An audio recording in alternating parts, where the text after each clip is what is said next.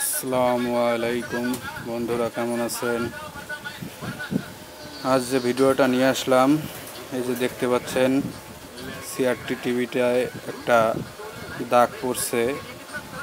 আমরা আসলে এই ধরনের রোগ হলে ভার্টিক্যাল আইসিটা চেঞ্জ করে দেই, কিন্তু আজকের বিষয়টা একটু ভিন্ন। আসলে এই দাগটা পড়ার কারণ হচ্ছে এই ডিফ্লেকশন কয়েলটা মরিচা ধরে নষ্ট হয়ে গেছে। তো বেশ অনেক জায়গায় মরিচা ধরেছে। এই যে চিহ্ন দেওয়া জায়গাগুলো দেখতে পাচ্ছেন, এগুলো হচ্ছে নোনার কারণে কানেকশন ডিসকানেক্ট হয়ে গেছে। তো অনেক জায়গায় দেখতে পাচ্ছেন। তো নতুন একটা কয়েল কিনে লাগানো এখন আসলে বর্তমানে প্রয়োজন পড়বে না, কারণ একটা সিআরটি টিভির দামও বেশি না। নতুন কয়েল আনলে কালারও মিলতে চায় না, অনেক ঝামেলা হয়। তো এটাকে খুলে একটু রিপেয়ার করব। আমার সঙ্গেই থাকুন, ভিডিওটা দেখতে থাকুন শেষ পর্যন্ত। আর যারা যারা নতুন আছেন চ্যানেলটাকে সাবস্ক্রাইব করে দিবেন।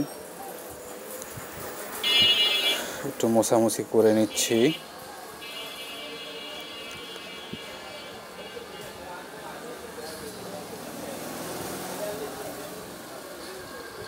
কয়েলটাকে খুলে নেব এখন।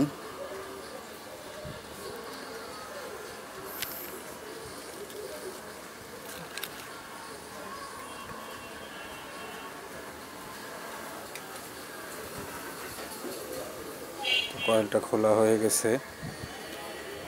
এবার সুন্দর করে পয়েন্টগুলো বের করে করে ঝালাই দিয়ে দিব। ঝালাই দিলেই আবার ঠিক হয়ে যাবে।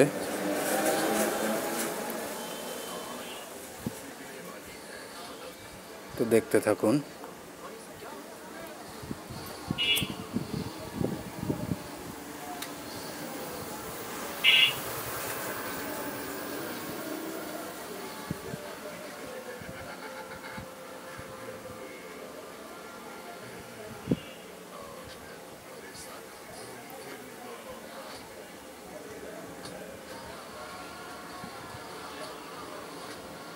ঝালাইয়ের কাজ শুরু হয়ে গেছে।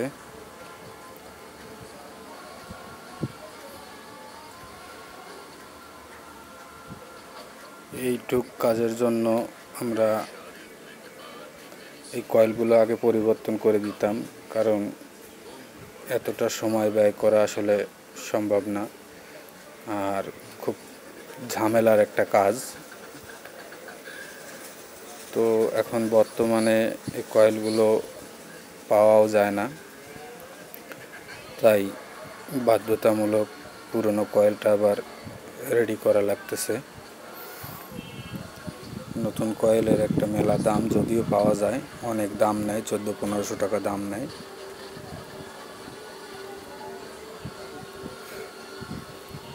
তো এভাবে ঝালাই দিয়ে আমি অনেক টিভির কয়েলই ঠিক করে দিয়েছি, এখনও সার্ভিস দিচ্ছে, চলছে।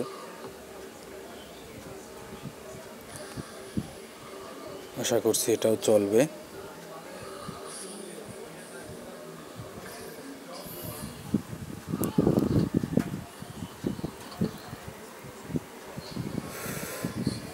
জানি না আমার ভিডিও দেখে আপনাদের কোনো উপকারে আসে কি না, তবুও আমি যে কাজ করি, আমার কাজ সকলের মাঝে সকলকে দেখার জন্য ছেড়ে দেই ভিডিও করে। যদি আমার কাজ দেখে কারো কোনো উপকার হয়, উপকার তো হতেই পারে, কারণ এখন ঘরে ঘরে ইঞ্জিনিয়ার, ঘরে ঘরে মিস্ত্রি, ছোট বাচ্চারাও এখন ইঞ্জিনিয়ার হয়ে গেছে।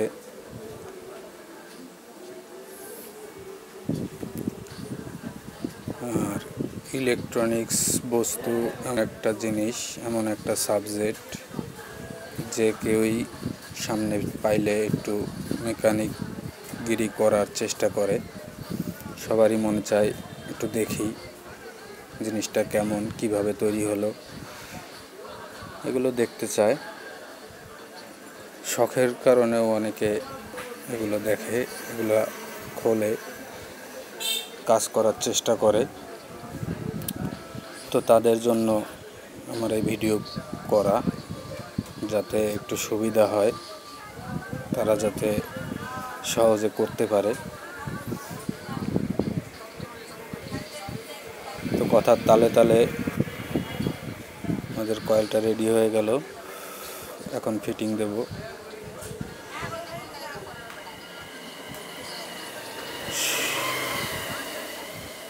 সব ভার্টিক্যাল লাইনের জন্য যে ভার্টিক্যাল আইসি দায়ী, আসলে বিষয় সেইটা না।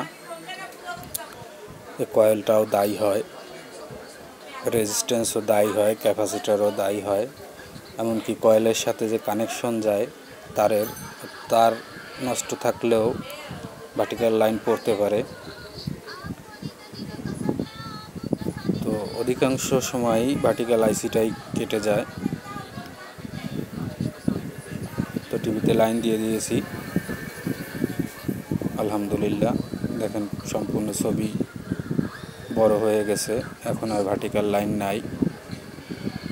তো কালারটা একটু ঠিক করে দিতে হবে, কারণ কয়েলটা একটু খোলা পড়ছে।